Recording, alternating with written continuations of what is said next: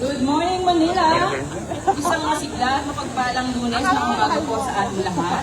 Sa ngalan po ng pakahalaang lungsod ng Maynila, kami ang ginatawan ng tanggapan ng budget ng lungsod. Kalugod po namin kayong tinatanggap sa ating libuhan ng taas ng mata. Ako, Miss Paco. Ang ating pong programa sa araw na ito ay sisimulan sa pag-awit ng lupang hinirang sa saliw ng banda ng Maynila, na agad namang susundan ng banal na panalangin ni Ginoong Joshua Cruz. Sa ayos naman ng panunumpa ng katapatan sa watawat ng Pilipinas ay pangungunahan ni Ginoong Randolph Asustin, kasunod ang awit ng Maynila. Sa pangunguna naman ni Ginang Hannah Cherise Crisostomo, ang panata ng bagong Pilipinas at ang himno ng bagong Batangas. Inaanyayahan ko ang lahat na tumayo ng matuwid, ilagay ang kanang kamay sa kaliwang dibdib at humarap sa watawat ng Pilipinas. Mga kapwa ko kawani, ang pambansang awit ng Pilipinas.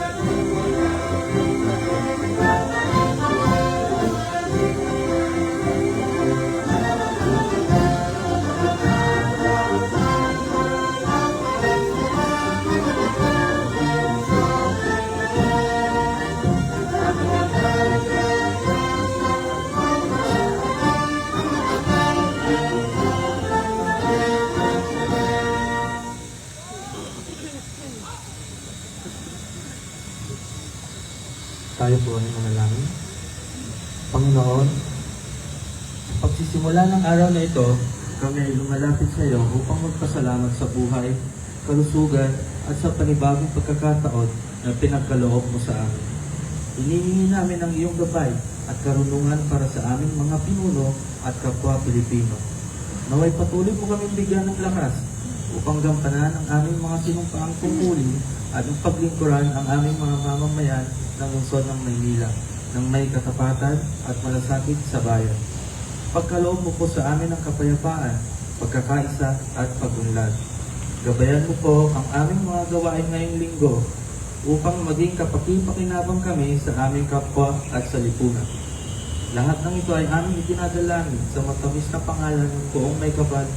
Amen. Itaas po natin ang ating kanang kamay at bigkasin ang panunumpa ng katapatan sa watawat ng Pilipinas. Ako ay Pilipino, buong katapatang nanunumpa sa watawat ng Pilipinas at sa bansang kanyang sinasagisa na may daan, katarungan at kalayaan na pinakikilos ng sabay ng mga Diyos, mga tao, makakalikasan at makabansa.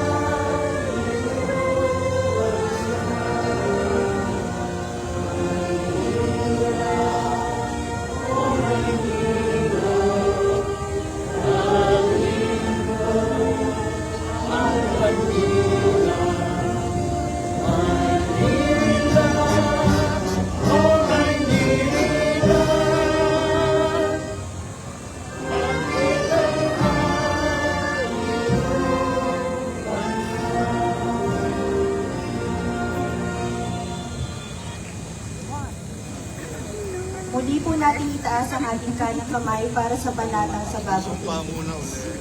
Bilang Pilipino, buong pagmamalaki kong isasabuhay ang bagong Pilipinas. Buhay sa aking dugo ang lahing dakila, magiting at may dangal. Palaging dadalhin sa puso, isip at diwa ang aking pagmamahal sa kultura at bayang sinilangan. Kaisa ng bawat mamamayan, iaalay ko ang aking talino at kasanayan sa pagpapaunlad ng aking bayan. Taglay ang galing na naaayon sa mga pandaigdigang pamantayan. Magiging instrumento ako sa pagsulong ng kagalingan, karunungan at kapayapaan. Makikiisa at makikilhaw ako sa mga adhikain ng pamahalaan dahil ang kaunlaran ay hindi lamang responsibilidad ng iilan. Isusulong at pangangalagaan ko ang karangalan, kalayaan at interes ng aking bayang minamahal. Bilang Pilipino na may pagmamahal, pakialam at malasakit, hindi makasarili, kundi para sa mas nakararami. Tatahakin ko ang landas tungo sa isang bagong Pilipinas.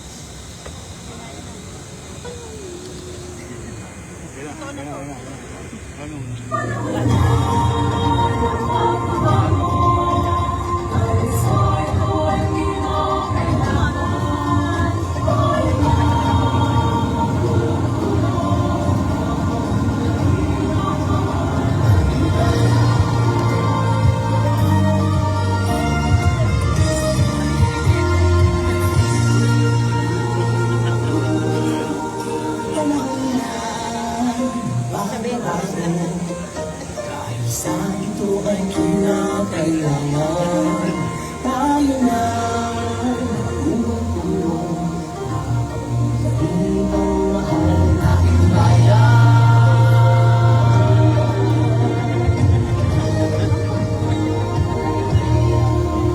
Panahon na bago-bago, ayos ang mga dapat ayusin. Kapag bawat mamamayan dito sa atin, magbabago sa pag-asenso, magsikap ng mabuti, kuminhawa tayo, pagwalagin natin sa mundo at di pamalas, bagong Pilipino, bagong Pilipinas.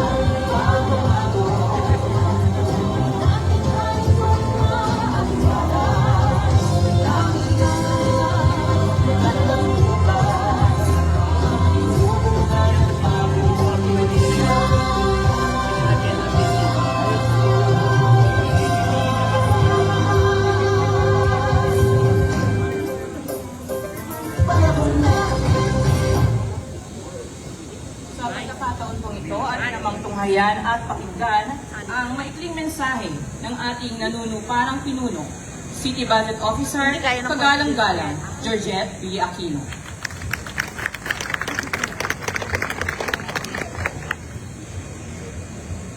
Sa ating mahal na punong lungsod, Mayor Isko Moreno Dumagoso, sa ating vice-alcalde, Chi Atienza, mga miyembro ng City Council, ating Chief of Staff, Secretary to the Mayor, City Administrator, mga Department Heads, Division Chiefs, at sa lahat ng ating kapwa lingkod bayan, magandang umaga po. Habang sinisimulan natin ang panibagong linggo ng public service, nais ko pong magbahagi ng ilang maikling mensahe tungkol sa kahalagahan ng maayos na pamamahala ng pondo ng ating lungsod at kung paano ito nakakatulong sa araw-araw na buhay ng ating kapwa Manileño. Madalas nating marinig ang salitang budget.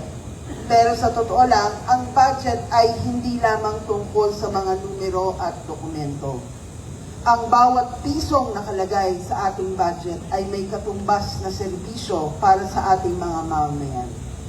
Ito ay maaaring isang classroom para sa estudyante, gamot para sa pasyente, bahay para sa isang pamilyang nangangailangan o oportunidad sa trabaho para sa isang Manileño. Kaya naman ang trabaho ng City Budget Office ay hindi lang maglaan ng pondo. Ang tunay na layunin nito ay tiyakin ang bawat piso ng lungsod ay nagagamit ng tama, naaayon sa batas at napupunta sa mga programang may tunay na pakinabang sa ating mga kapwa Manileño.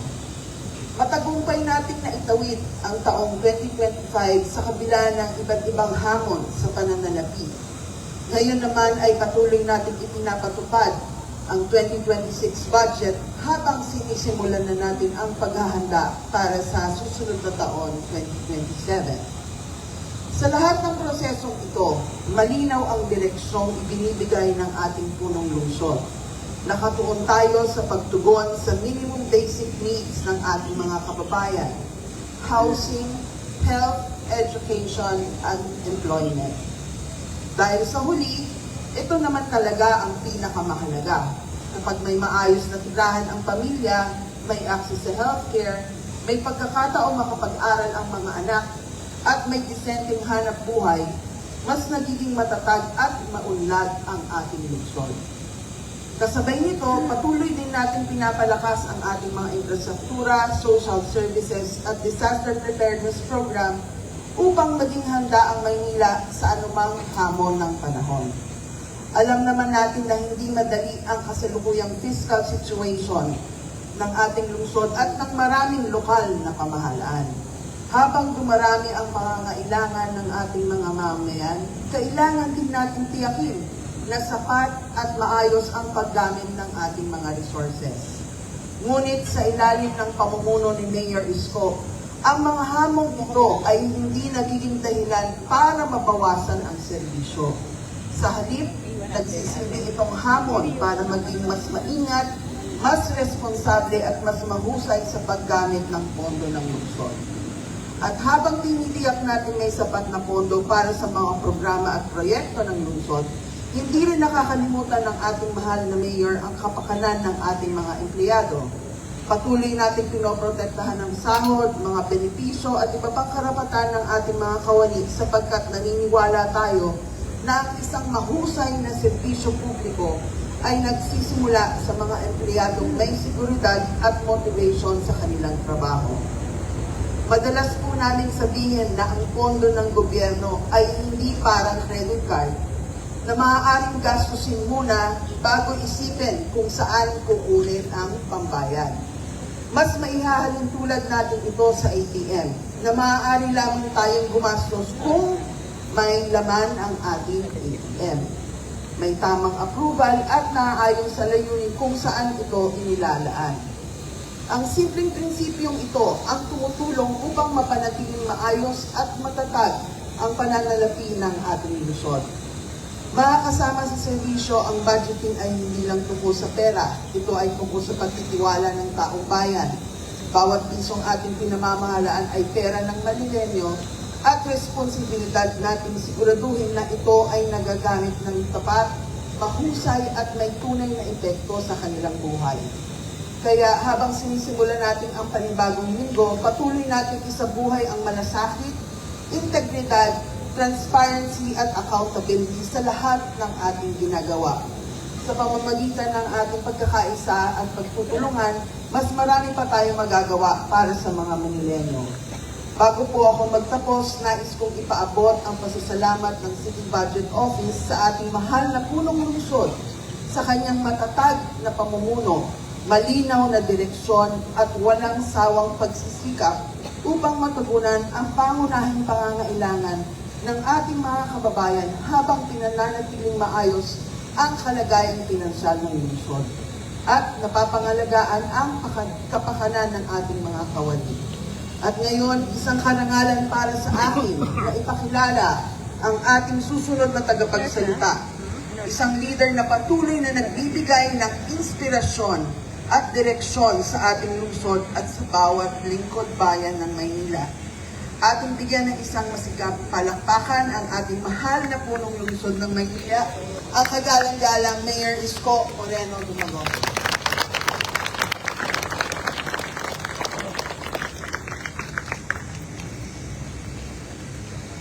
Thank you, Director Jed. Palakpakan natin si Director Jed at sa ng kanyang mga kasamahan sa city budget. Ito daw po yung sinabi niya na pinipilit nating sinupin at maging mainam sa paggasta, paglaan at paggasta ng anumang ipinagkatiwala sa ating ng ating mga taxpayers. So sa inyong lahat ngayong umaga, Happy Monday. Good morning. Good morning. Makulimlim. Buti naman. Sana nga matapos na itong summer dahil maraming nagkakasakit.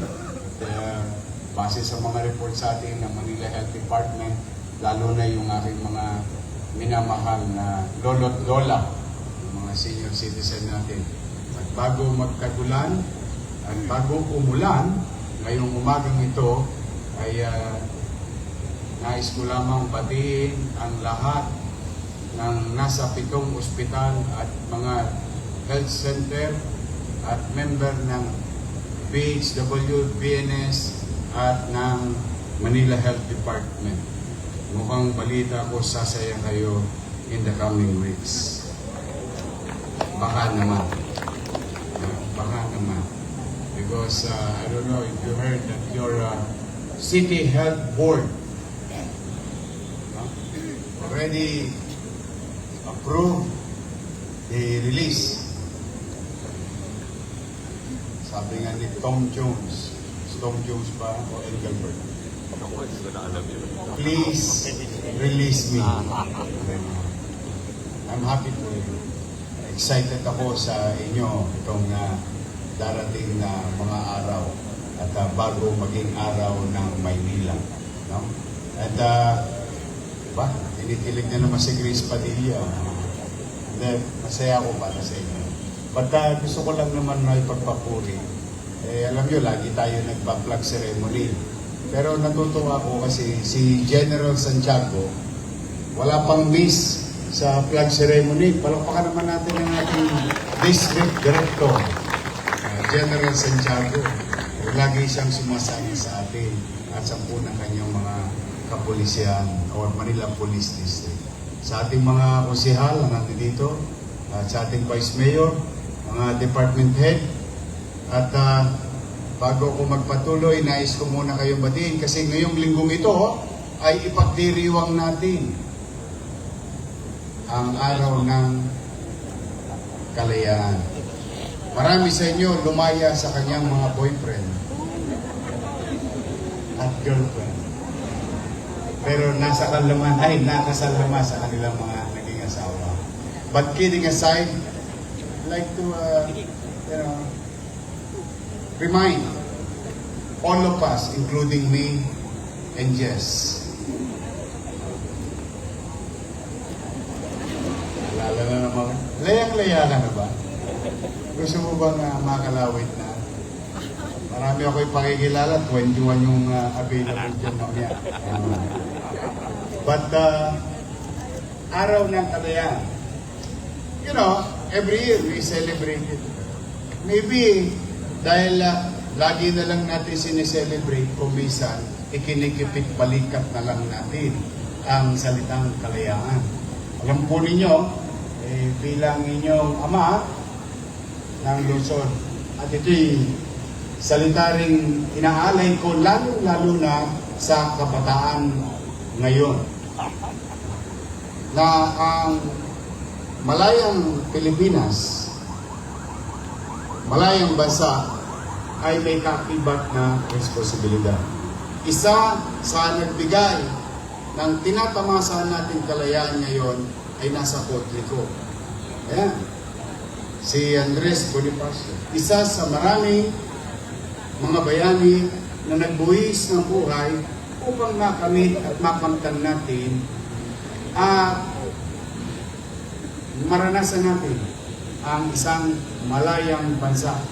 Maraming nagbuwis, maraming nagpakasabi, naghirap upang tayo magiging malaya sa araw-araw na pamumuhay natin.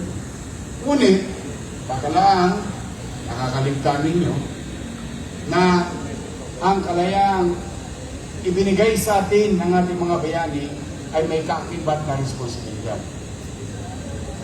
Kaya bilang mamamayan, tayo bilang kawani ng pamahalaan, ay patuloy natin susundin ang mga alituntunin na ipinatutupad ng mga batas. At patuloy natin papahalagahan, bibigyan ng importansya yung kalayaang ating tinatamasa. Iyang kaakibat na responsibilidad ay patuloy tayo magmantsa at huwag tayong makikibahagi sa mga kaguluhan.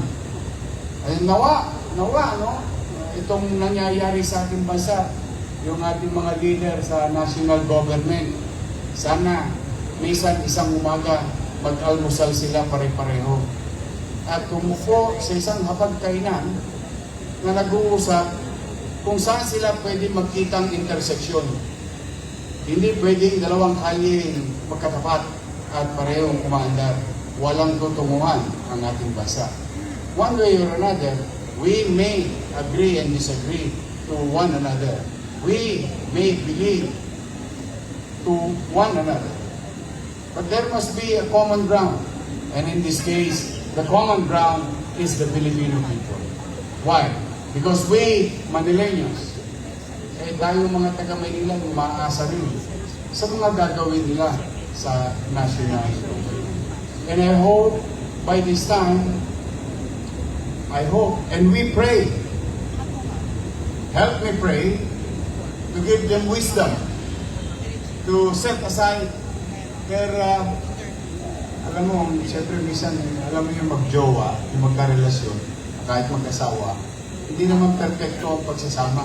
May pagtatalo, pagkukulang sa isa't isa, ngunit at the end of the day, may commonality. And I hope by this time, sana makita nila na mas mahalaga ang obligasyon nila sa taong bayan kaysa sa obligasyon nila sa partido nila. I hope. Because we Manilans will suffer if institutions fail to deliver their obligations and responsibility to do their job na magbe-benepisyo ang mamamayan. Patuloy tayong umaasa na liliwanag din ang kanilang isipan. Yan siguro maging mensahe natin sa pagdiriwang ng kalayaan. Maipaalala natin sa mga individual sa national government, uy, hindi kami nag-i-enjoy ng kalayaan dahil sa inyo. Nag-i-enjoy kami ng kalayaan dahil sa mga bayani na sukdulang ibuwis nila ang kanilang buhay para sa amin ngayon at sa susunod pang henerasyon. We, the people, is the protector of that liberty or that rights. Right to live in peace, in harmony, and progress. Kaya pagdating ng araw, sana rin matuto tayo sa buhay, sa mga bagay o individual na inilalagay natin sa pamahalaan.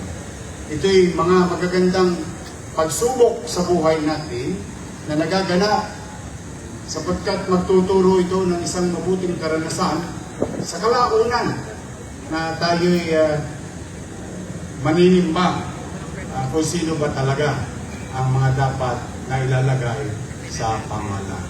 I hope by this time, hindi tayo nagigising sa ating mga leader kung ano ba talaga ang tunay nilang layunin nung sila'y humingi ng pagkakataong mailagay sa takdang pwesto. Kaya po sa inyong lahat, pahalagaan ninyo yung buhay na binuwis ni Andres Bonifacio at ng marami pang dakila or ating mga bayani sa nagdaan. Pahalagaan natin ito. Ngayon, in our own little way, we as the people or people working in the government for the people, paano natin mapapahalagaan? Maglingkod tayo ng mainam, masinop, at efficiente. Pag ito'y ginawa natin, para natin tinugon yung panawagan ng ating mga dakilang bayani na mahalin ang bayan, mahalin ang mamamayan. Yon ay isa sa obligasyon natin ba. Saan man kayong dako na itala, saan man kayong dako na assign, you can excel for it. Let's be reminded in the celebration of this independence this year of our obligation bilang kawani ng pamahalaan o bilang mamamayan sa kanyang pamayanan at sa kanyang bansa. Kasi lahat po yan, hindi po yan tiwai, hindi po yan libreng nakamit natin. May nagbayad at ang ibinayad dyan, buhay ang kapalit. So, huwag natin lilimutin ang mga bato at ribultong naitatag sa mga kalsada. Maaaring minsan yan ay mga tansok. Ngunit yan ay simbolo ng pagpapaalala na kapag ikay naging mabuti sa iyong kapwa, you will be immortalized. And this is a reminder for the next generation. Itong mga simbolo, itong mga sinasabing ribulto ng ating mga bayani, pinaalala sa atin kapag tayo naging mabuti, ang Estado mismo ang magbibigay pahalaga. Nasa ilalim ng 6 na piye ka na, kikilalanin ka at pahalagaan ka ng kasalukuyan. Kaya po, sana anumang hirap, alam ko yung mahirap ang buhay ngayon, na ating kinakarap, ngunit patuloy tayong manati at maniwala that someday, somehow, may mga leader ng kani-kaniyang departamento, ng kani-kaniyang pwesto sa lokal man, sa nasyonal, na maitatalaga ng taong bayan na magiging mabuti sa kanyang mamamayan.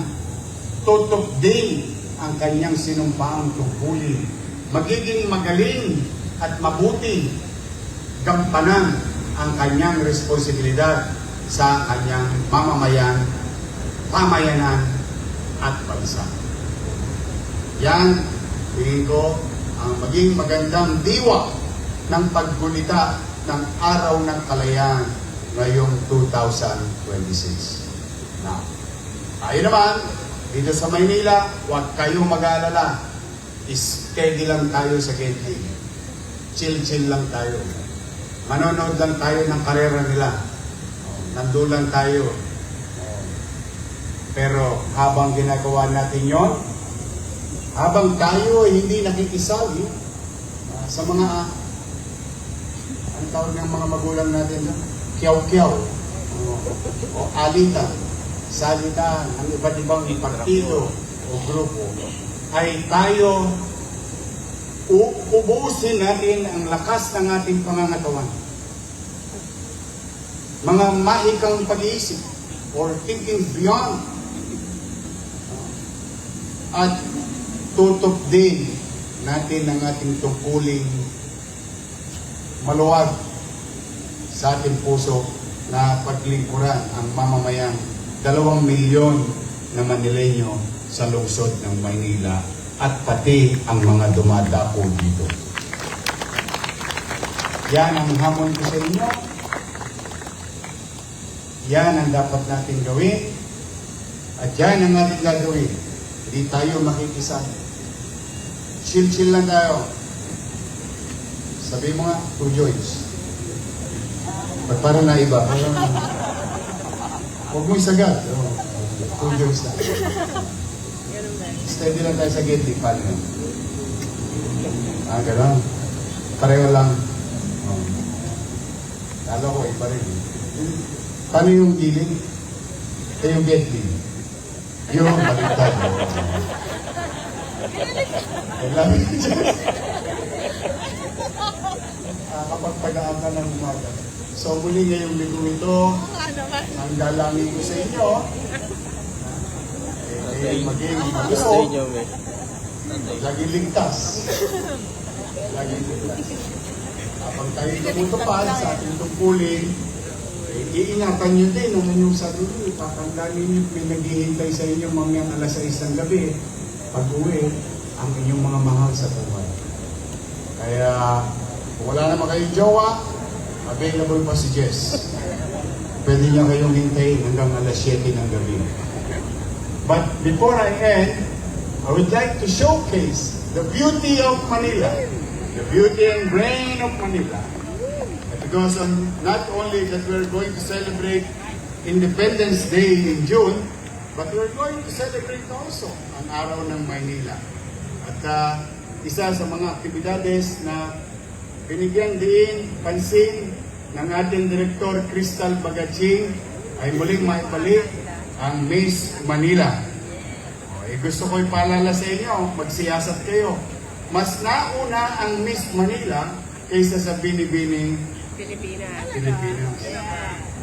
At isa sa mga naging unang ginang ng bansa ay Miss Manila. Kaya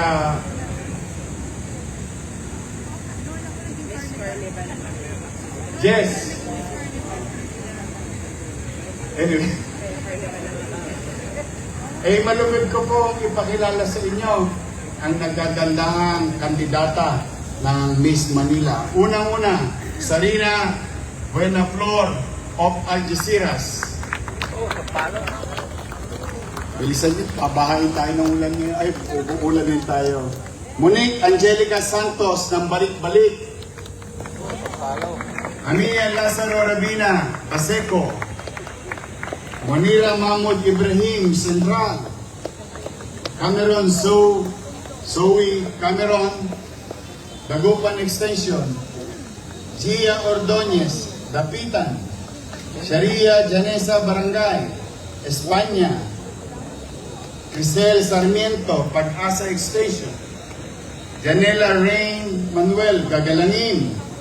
Joybel Ann Saluta, Intramuros. Imogene Blanche Velez Pacunayan, Loreto. I'm sorry if I pronounce your name wrong. May hirap itong mga pangalan ninyo. Bagay, mas mabantot naman ang pangalan ko. Dumagoso. Lagi na mamali ang spelling. Angela Lay Atiesa. Ay.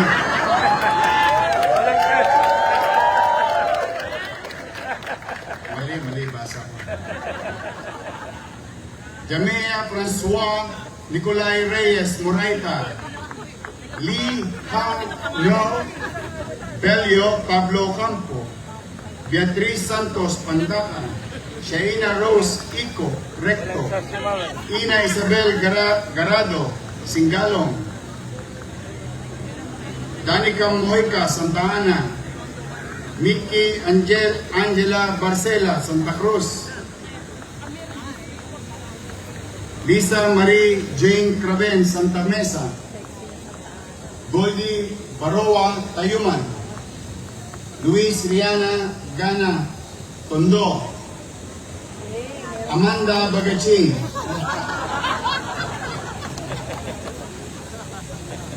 Ito to may asin pa eh. Ito po ang ating 21 kandidata ng Miss Manila 2018. Parang nagkakanda bali-bali mga leg ng mga boys. May asim ba? Panlaban? Pandayo? Opo, sapagkat isa po sa mananalo sa kanila ay magiging artista ng GMA. We're going to sign a contract with Sparkle. Magiging co-artist ko na sila. Charot. Anyway, I'm happy and proud to showcase the beauty, ganda, galing, at talino ng batang Manilenya sa lungsod ng Maynila. And good luck sa inyong lahat, girls. Alam ko napaka-maalisangan, pero I'm excited for you. And I wish you all the best. And may God guide you in your journey, being to be called Miss Manila, the prestigious competition since time immemorial. Pwede ba magpa-picture sa inyo? Pwede naman, ano? But for the meantime, I bid you good health this week, and may God continue to guide and bless you, each and every one of you. Palain nga kayo ng kung may kapal. Maraming salamat. Manila! God first. Thank you. Vice.